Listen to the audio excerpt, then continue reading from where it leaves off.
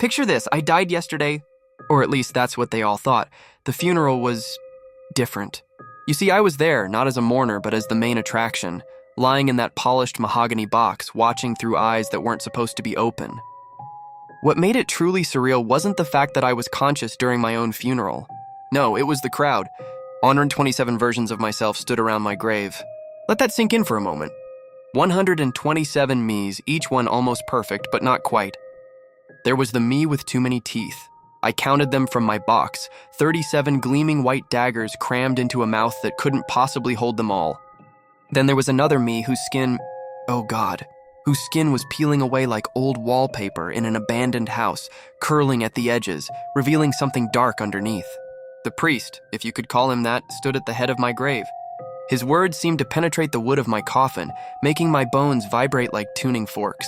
"Ashes to ashes," he intoned, his voice carrying an echo that shouldn't have been possible in open air. "Dust to dust?" The question mark hung in the air like smoke.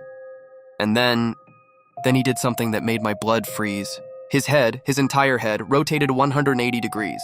Not gradually, not with the crack of bones or the tear of flesh. Just a smooth, impossible turn, like a door swinging on well-oiled hinges. They started lowering the casket.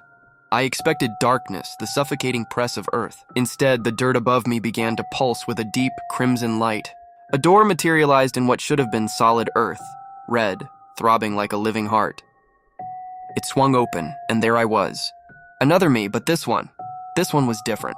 Standing in the doorway with a shovel, wearing a grin that split my face in ways a human face should never split. Our eyes met, mine wide with terror, his dancing with a knowledge I wasn't ready to possess. "Ready for your real funeral?" my other self asked, voice dripping with anticipation. The earth began to move then. Not down, not in the way soil should settle around a fresh grave. No, it began to move upward, defying gravity, defying nature, defying everything I thought I knew about death. And that's when I realized this wasn't the end of my story. It was just the beginning of my eternal wake.